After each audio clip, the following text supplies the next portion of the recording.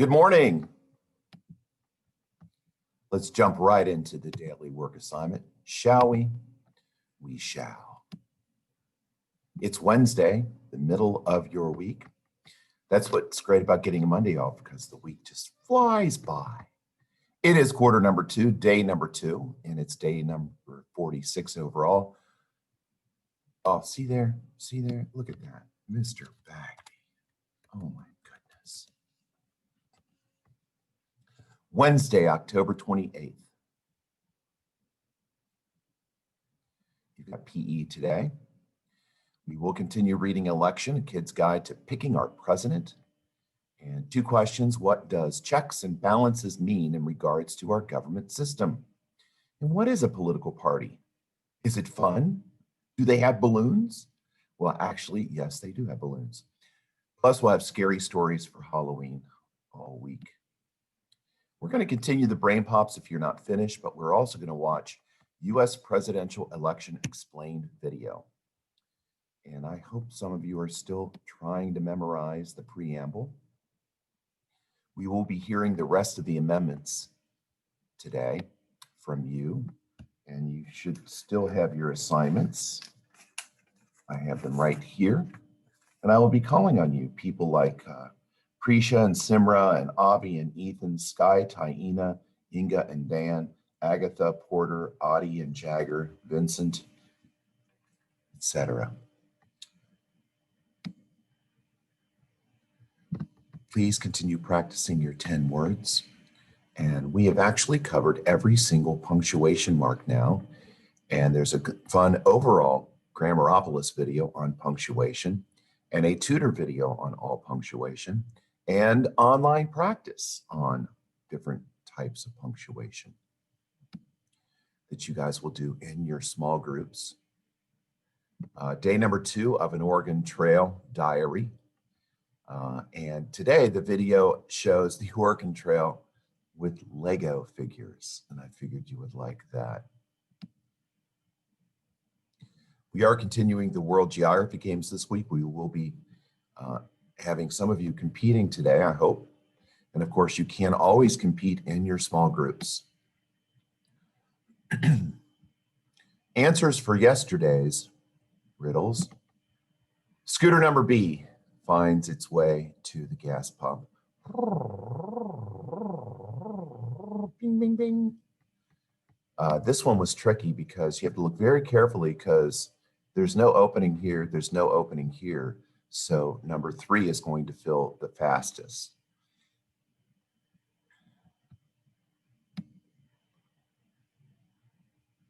And which image, how many blocks are in the tower? 9. And which image replaces the question marks? Well, you have a 5-sided figure. I'm sorry, a 6-sided figure, a 5-sided figure, a 4-sided figure. So now you need a 3-sided figure, which would be B. Today you have 3. That is, assume the position of this little orange dot, and you're looking at it. That's that orange dot. What would it look like? Would it look like A, B, C, or D? These are always hard. How many squares are in here? Because you know you got a big square here, you got a big square here, you got little squares here, then you have hidden squares here. So try to find all of the squares. There's more than you think. And our last one, a farmer wants to cross a river.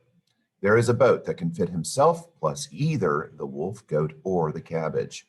If the wolf and the goat are alone on one shore, the wolf will eat the goat. If the goat and the cabbage are alone on the shore, the goat will eat the cabbage.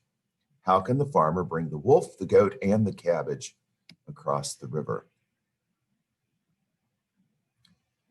Tricky. And we have a fun fact video today. Fun facts all about the state that we live in, Florida, F-L-A, Florida. And what was your favorite fun fact? Let's jump into our book.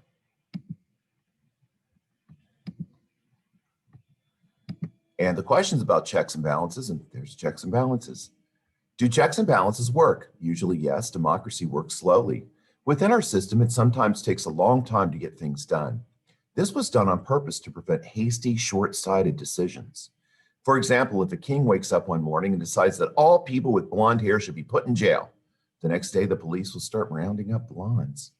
But if the president of the United States woke up one morning with the same idea, he would have to suggest that Congress pass a law imprisoning all blondes. Congress would discuss it and argue over it for a long time. If they voted to put that law into effect, the Supreme Court could rule that it was unconstitutional, because it is.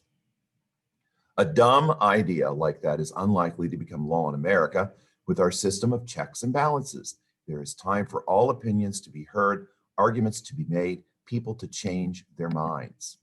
There was only one time in American history when our system of government did not work as planned. It was in the 1850s when the people in the southern states favored slavery and people in the northern states wanted it abolished. Both sides held firmly held beliefs.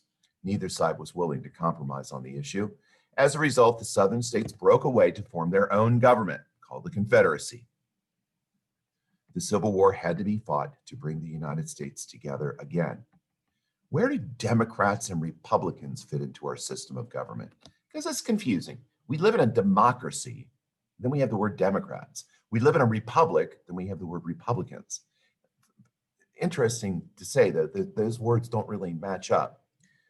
They mean different things. The Democrats and Republicans are two political parties, the two main political parties in our country. That is, they are groups of people organized to direct the policy of the government. When our country began, the founding fathers did not want political parties. They wanted to create United States, and they felt opposing parties would divide people. When George Washington was elected the first president, he was not a member of any political party, but people don't always agree about everything. A farmer in Georgia has very different concerns and opinions than that of a Massachusetts shop owner. Your parents may have different concerns and opinions than of the people who live across the street. Even while George Washington was president, political parties were formed by people who had different ideas about the way our government should be run. Alexander Hamilton and his followers believed in a very strong central government. They called themselves Federalist. Thomas Jefferson and his followers believed in more power for the states. They called themselves Democratic Republicans. Later, other political parties were formed. The Whigs, yes, the Whigs, not the kind you wear in your head, wanted Congress to be the strongest branch of the government. They got William Henry Harrison elected president in 1840 and Zachary Taylor elected in 1848. The American Party was formed in the 1850s to fight the surge of immigrants coming into the United States. They were also called the Know Nothing Party because when they asked what they stood for, they would reply, "I know nothing." None of those political parties exist anymore. Today, there are two main political parties in America, the Republican Party and the Democratic Party. That's why we call it a two-party system. The symbol for the Republicans is the elephant, and the symbol for the Democrats is a donkey.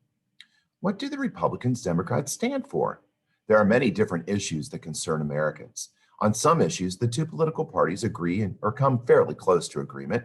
On other issues, they oppose one another. Opinions are constantly shifting, and there is a wide range of differing opinions even within the same party. But in very general terms, the main difference between the two parties is this. The Democrats believe in a strong federal government, with the government playing an active role in people's lives by the use of federal programs.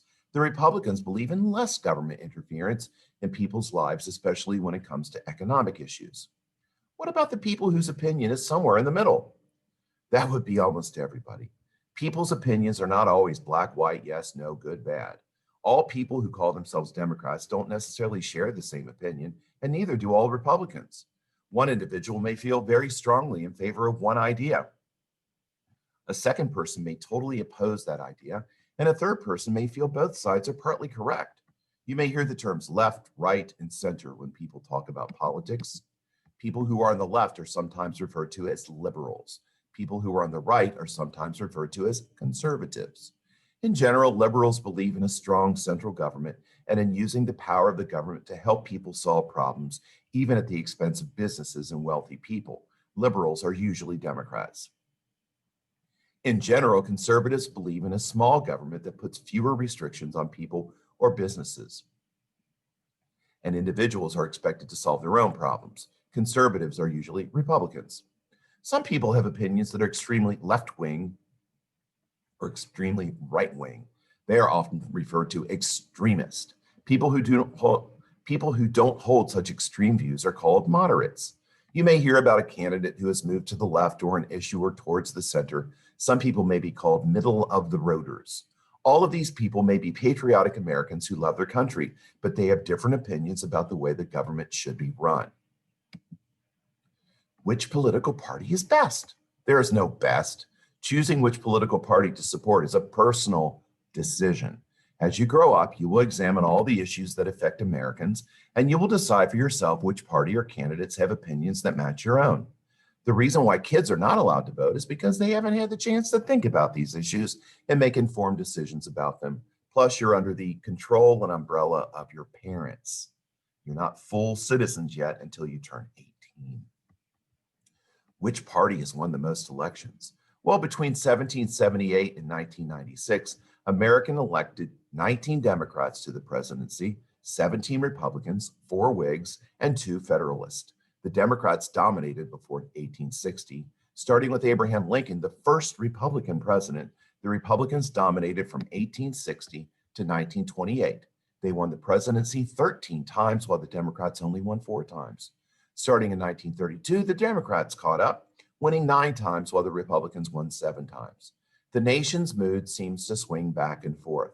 We might choose Republicans for a few elections, then we tire of their candidates and vote Democrats into office.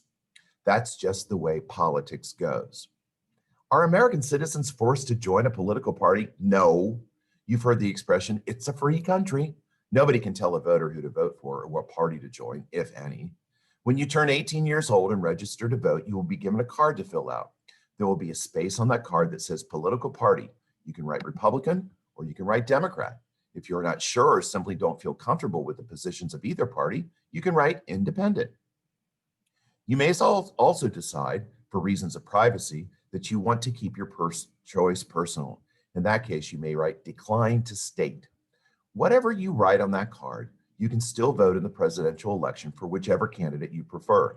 Registered Republicans can vote for a Democratic candidate, and registered Democrats can vote for a Republican candidate, or if they want to, voters can choose a third-party candidate. Man, 1 party, 2 party, 3 parties. How many parties are there? The Republicans, Democrats are not the only political parties in America. They are just the major parties. There's also the Libertarian Party, the Socialist Workers' Party, the American Independent Party, the Citizens Party. There's a Green Party and several others. A guy named Gus Hall ran for the American presidency in 1972, 1980, and 1984 as head of the Communist Party. There have been many attempts to launch a third political party in America, some more successful than others. Often third-party candidates have run because of one issue they considered important that the Democrats and Republicans were not addressing. Third-party candidates have served to introduce different ideas and force the Democrats and Republicans to pay attention to issues they would have otherwise ignored. Has a third-party candidate ever won the presidency? No, but they have influenced presidential elections. In 1912, a group of Republicans split off to form the Progressive Party. They nominated former President Theodore Roosevelt as their candidate for president. As it turned out, Roosevelt got more votes than the Republican candidate, William Howard Taft, but the Democratic candidate, Woodrow Wilson, got more votes than either of them, and he won the election. So they can drain off votes for one candidate and cause somebody else to win. If Roosevelt's votes and Taft's votes had been combined into one candidate, that candidate would have beaten Wilson. The Progressive Party had split the Republican vote, which gave the election to the Democrats. Whenever there is a third party, the 2 major parties are very concerned that votes will be drained away from them and will prevent them from winning a majority. Although no third-party candidate has won a presidential election, several have put on impressive showings. In 1968, George Wallace and the American Independent Party attracted nearly 10 million votes out of 73 million. In 1992, Ross Perot and the Reform Party got 19 million votes. And that's where we'll stop at the end of chapter 2. We will see you soon. And also, we'll be reading some scary stories.